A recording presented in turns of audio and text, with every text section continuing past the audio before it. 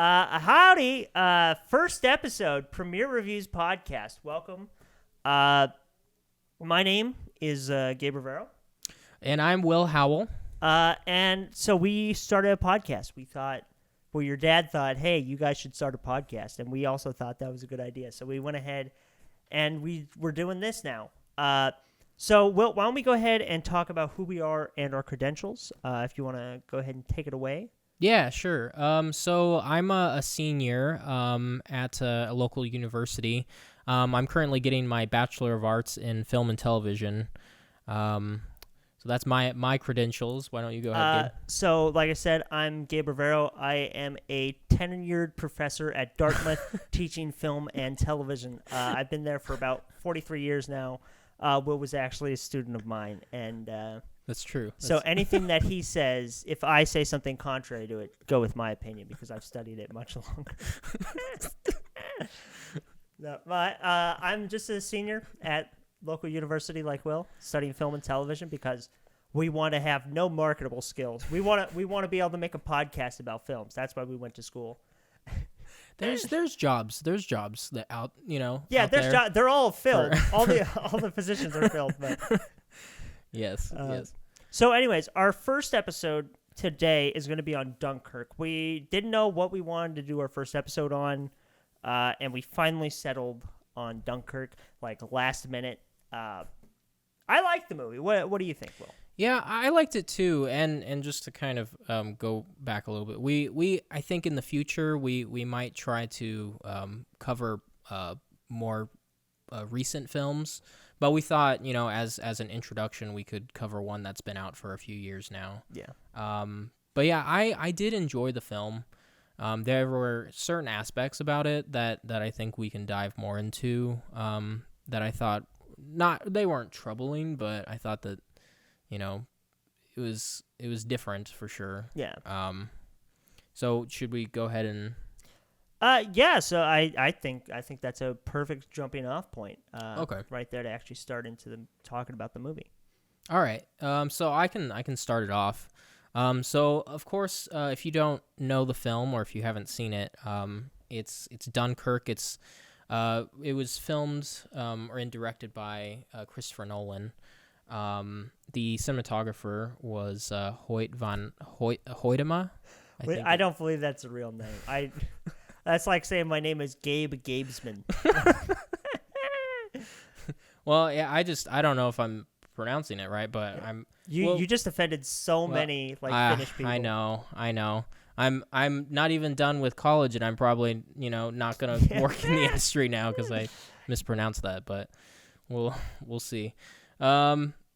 But anyway, yes. So it's a Christopher Nolan film set in the World War II era, and Gabe can go more into that a little bit later. Sorry. Go ahead. Oh well, I was just gonna say I will be getting into some of the background for the plot. My credentials, absolutely none. I'm just a huge war buff. I love especially World War II. Well, I don't love them, but they're interesting. The history is super interesting. The whole idea of World War is I'm a bit cagey around that, but so we'll get a bit into the background history and stuff like that a little bit later on, probably the next segment. But yes, okay, so I can kind of talk a little bit about my opinion of the film. I overall enjoyed the film quite a bit. I will admit throughout the film it was slow in certain parts.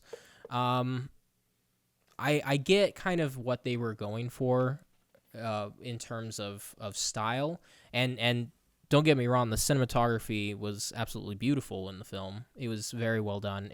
I believe it was shot 65 millimeter IMAX. I think so. Yeah. Is what I remember. It was just beautiful composition wise. But yeah, story wise it was a little slow. It was pretty good acting too. I know Kenneth Branagh was in it. I'm trying to see who else. was in it here. Some of the main names. I think wasn't one of the Jonas Brothers in it? Jonas Brothers or one of no, the not the One Direction. yeah, one of the guys from One Direction. Yeah, that's right. We just lost both of those fan bases immediately. Just by It was Midway. That's the one that's got Nick Jonas in it. I actually haven't seen that one. Oh, all right. Well, I'll talk a little bit about my opinions on Midway later. Maybe we can do that for another episode. yeah, we can cover Dunkirk for now. But yes, so I that's kind of my overall general opinion on the film. Just a little technical side note. Hans Zimmer did the score for it, and I think he did a really unique job with it because a lot of the music in it was very well, there wasn't actually a lot of music. It was more. That was the easiest paycheck he ever got. Yeah, for sure. I know when the pilot is flying, or they used it a lot, but one of the main scenes during the pilot scenes, they used a ticking sound to kind of show the passage of time, and I know that they used that also in Interstellar. They used that ticking to demonstrate passage of time, which I thought was pretty interesting. But he's a great composer. If you don't know him, imagine bringing on one of the greatest composers of all time, and it's like, all right, what do you got for? And it's just like 86 measures of just like just percussion. Well, and I think that's kind of just Nolan's style in general. Yeah, I know apart from the Dark Knight trilogy, a lot of his films are very kind of slow with the music, with the scores. Yeah, no, I agree. And on it, I would say, like you were saying, it serves not to the detriment. It is definitely elevating everything within it. So I guess this is a good transition to sort of come into like my thoughts on the film. I thought it was super well done with the slow pacing and stuff. I really liked it. I know a lot of people didn't really like the film because of how slow it was, how loud it was, just how sort of the timelines were. I know it sort of confused some people, but I really did like it. It was a very visceral and authentic depiction of combat and war just in general, which is like, it's super boring. It's so boring all the time. You're not doing anything most of the time. You're just, and especially in this situation that they were in, like, you're helpless to do anything, even if you can do anything. So it's just like you're sitting, nothing is happening for long stretches of time, and then all of a sudden, the scariest thing that's ever happened to you in your life just happens immediately, and then it's done, just out of nowhere. And I think it balanced that pretty well. And I know that's sort of a hard, like, it's sort of, from an entertainment perspective, it's not that easy of a sell. But, like, especially the sound design. Something I want to talk about that I really loved was the sound design. Because that's something that war movies and stuff, especially after Spielberg's, how he did them, like, everyone has this very clear understanding of how to film war. And that sort of shapes what we think war is actually like. But it's so much scarier. Like, you're being shot at by things that you cannot see.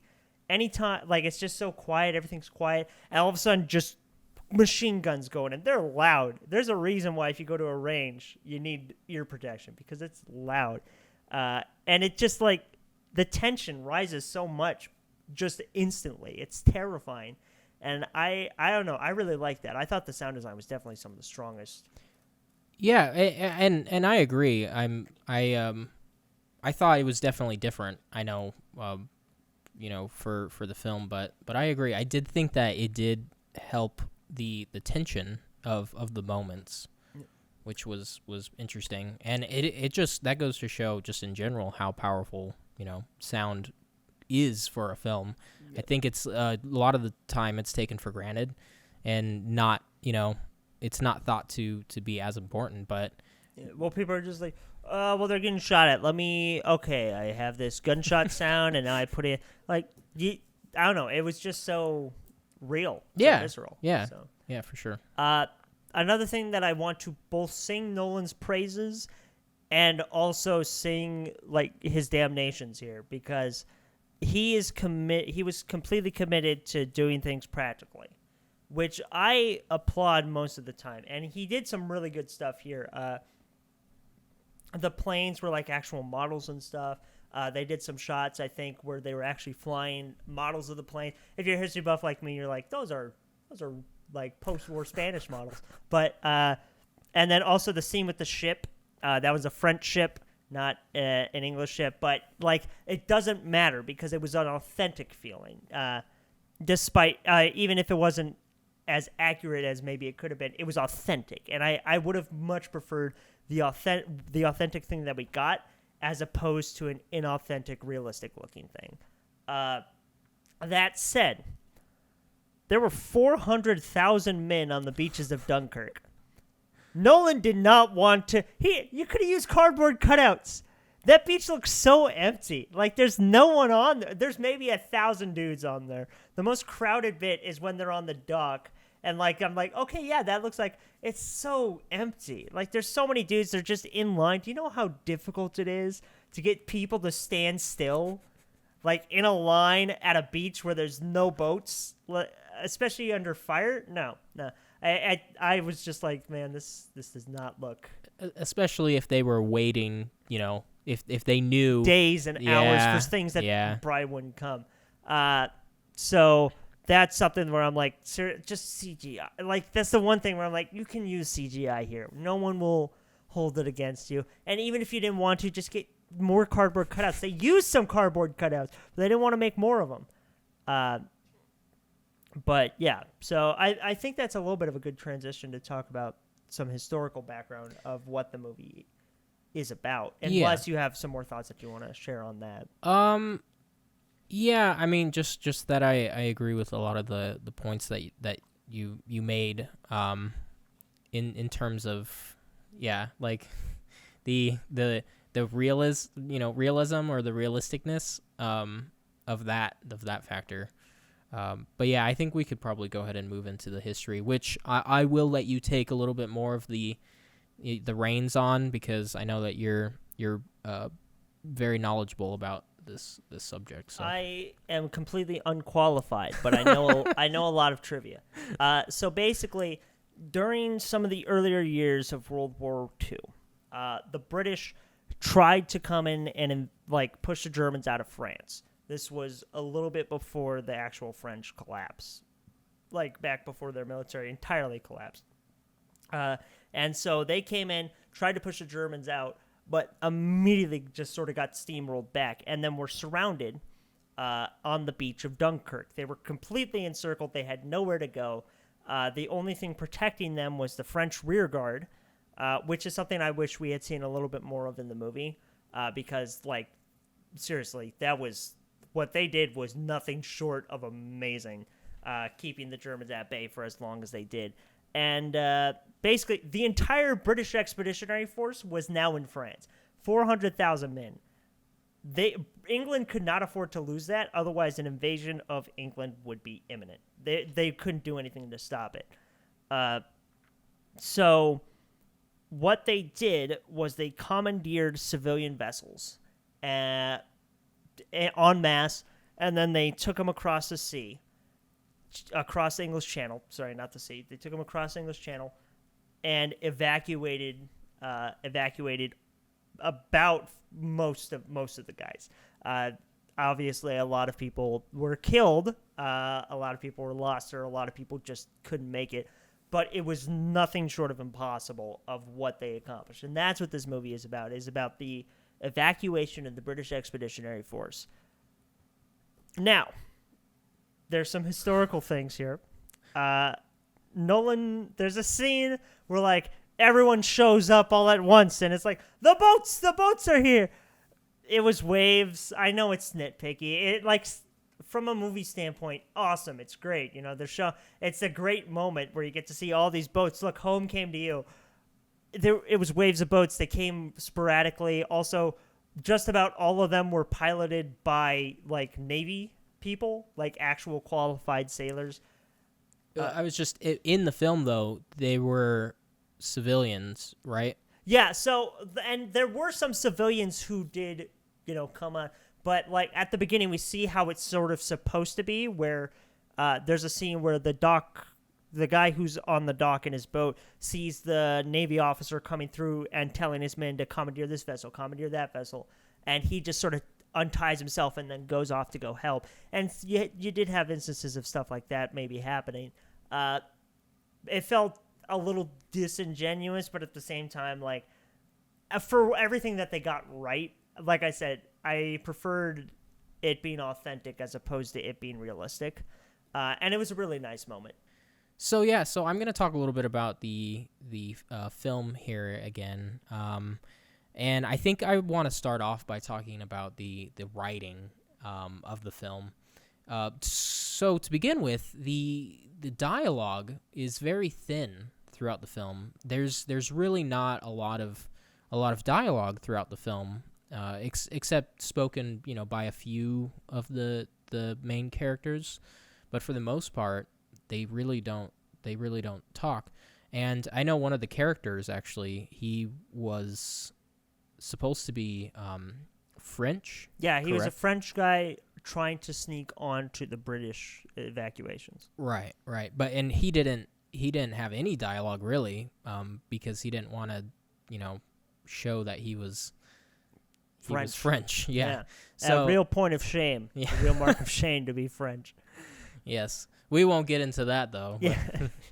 But yeah, so it was very, very thin. And I think that Christopher Nolan in general, because I also saw that he wrote it. He wrote the film, Christopher Nolan. I think he did a really nice job with the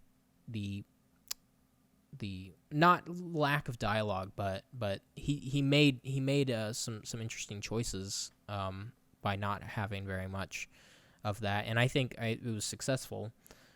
In terms of acting wise, I think it was very good as well, because when you don't have dialogue, you really have to act more.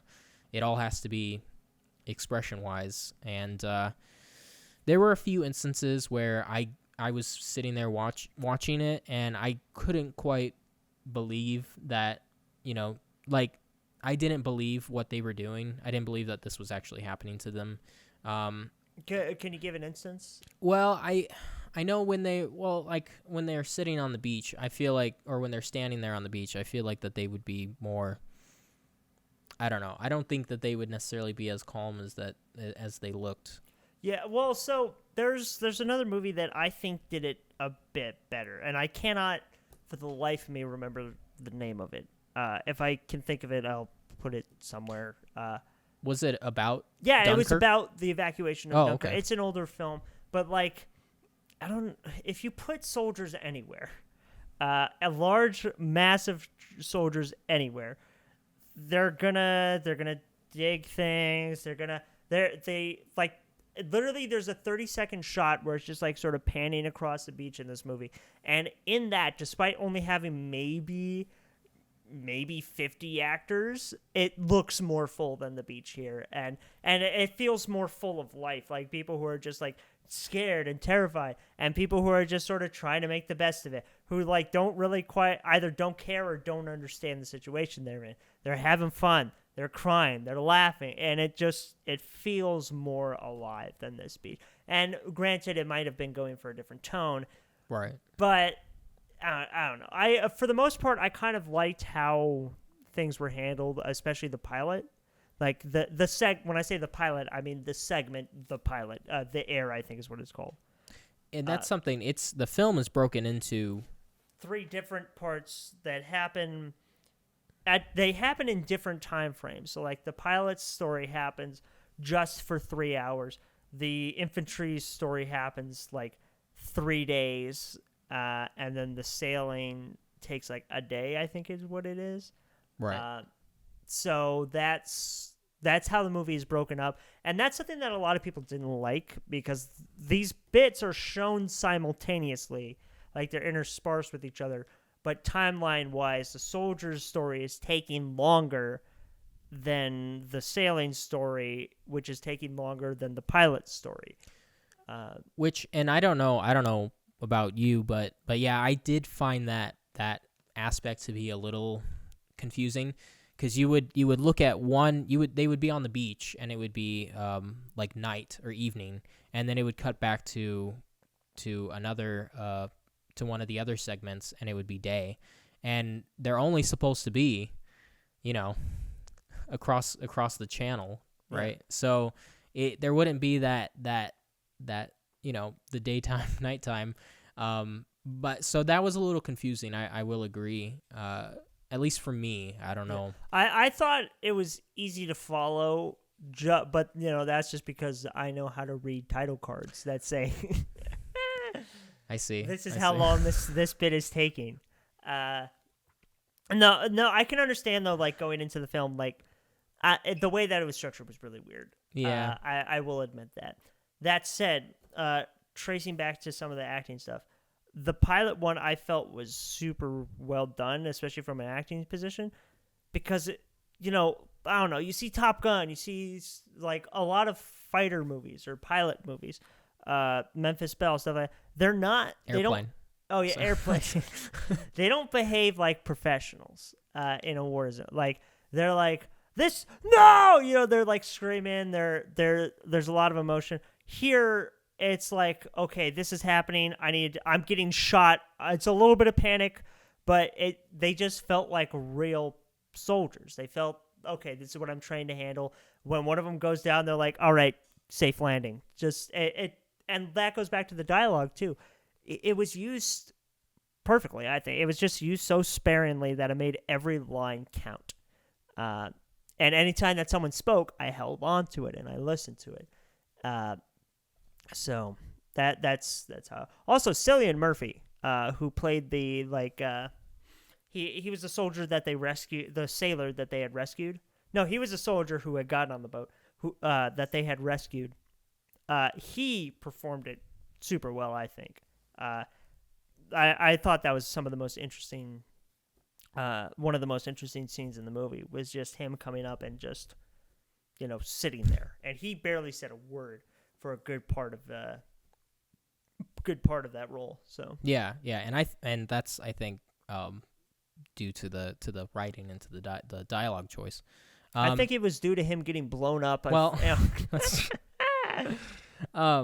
but to go back a little bit, we looked, and the actor that we were trying to think of earlier was Harry Styles. Yeah, not Nick Jonas. Not Nick Jonas. He was in Midway. Midway, right? I have my own problems with Midway, but I won't get into them here. From a film perspective, historically, it's fine, which is surprising given who directed it. But I only have problems with it as a film. So well, and we can reserve. Yeah, we'll reserve that for different. That's a preview. If we get more than like 3 views on this, we'll. Yes.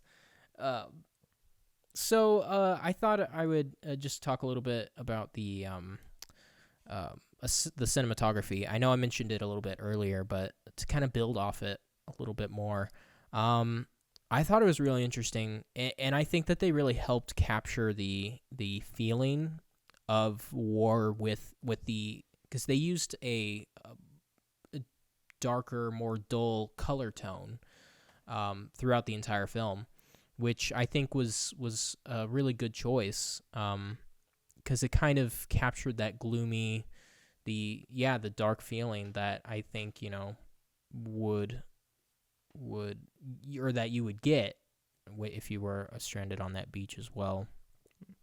Feeling wise, Well, also on that, a lot of the shots are really tight. Regardless of where they are, you feel super claustrophobic, especially in the pilot scene. When you're with the pilot, you just feel like, okay, this box is all that's there. This is all that this person. Even there's like some shots where it's sort of tucked under the wing or on top of the wing, but even then, everything just feels super tight and small and cramped. When we're following the soldier, it's always sort of like real close to him, real close to the other soldiers, and it feels cramped, even though like the beach itself isn't actually cramped, but it feels that way. You feel like super closed in and stuck, which I thought was super effective, except on the boat, which is probably one of the most claustrophobic places. Right. But during the ship, for the most part, it felt more open than any of the other places. Except for the scene when they're hiding in the ship on the beach. Is that the one that you're referring to?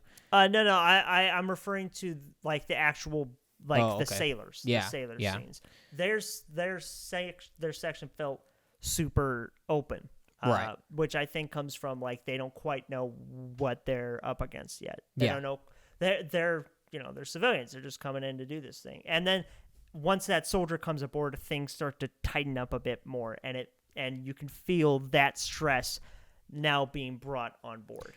And that being said, I think also because talking about the openness, I think that the color change and the tone change also when they were shooting that scene or those scenes, I think that they were brighter than when they were on the beach. And I think that that's a really interesting choice, composition-wise. A really interesting choice. I did also want to bring up when we were talking about the closeness, when the soldiers were stuck in the ship and on the beach ship, and the Germans started shooting at the ship because they didn't know that they were the Germans didn't know that the soldiers were hiding in the ship. And I thought that was a really interesting scene because it really showed that they were very close to each other. But also going back to the sound-wise of that, there wasn't any sound or any music except for the sound effects used. And I think that really kind of helped add to the stress because they had to be extremely quiet so that way the Germans didn't hear them.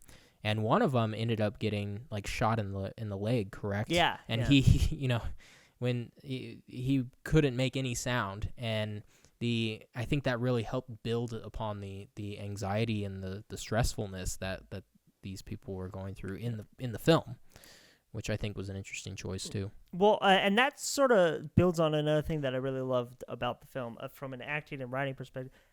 Everyone felt human. Like, if they didn't feel like they were characters in a movie. Everything that they did felt like they were humans. Right. Even the Germans, which you don't actually see very much. You only see them, actually see them at the end of the movie where they captured the pilot. Spoilers, by the way. Yeah, we should have said that at the beginning. But basically, you bring a squad, you're with your squad, you're with your boys, whatever. You have guns. There's a boat over there. Now, I don't know about you. I want to shoot it. I just naturally. I'm like, all right, that looks fun to shoot. Might as well. And so they do. Because why wouldn't you? You have ammo, you have guns, and you have a target. Why not? So I that felt human, and the reactions inside also felt extremely human. The French guy who wanted to pretend to be a British dude to get on the boat. That was a really human reaction to it. It didn't just feel like these were things that were happening because the plot needed them to happen. Right. It felt like, okay, this is something that this human being would want to do. And just kind of going off of that too, to my knowledge, the characters that were created, they were created for the film. Right, they're fictitious. Yeah. I accept the admiral. The admiral I know is a real guy, and at the end of the movie, he decides to stay and try and help the French evacuate. He did actually do that. He did decide to stay back. I believe he was captured by the Germans, but or he helped the Vichy French. I always forget what ended up happening to him, but he did decide to stay back. He did not. He refused to be evacuated himself. So. Or at least that's what I remember. Right. Interesting. Well, I think we've sort of hit the end of our gambit here. Yeah, yeah. I think so too. I'm just trying to think if there's anything we missed, but I think for this topic we'll probably end it here. Yeah. If that's cool with you, Gabe. Yeah. No, yeah. No, it's not, Will. I want this to go on for 8 hours. 8 hours talking about Dunkirk. And just saying the same things over and over again. So if you enjoyed this, feel free to wherever you're watching. I don't know how things work on Spotify. Yeah. So this the video will be on YouTube if you want to check it out, and we're gonna put the audio up on Spotify. So and you can listen to us on your way to work, in the shower, if it so fancies you. Yes, or and any other place where you just want to relax and hear about or hear about out a conversation. Yeah, like someone's chewing your ear off, just put in your AirPods and if you want to listen to something mindless. Yeah. But yes, and we will probably put up a Facebook page, and Facebook, Twitter. Yeah, where you can listen. So, well, thank you for joining us today.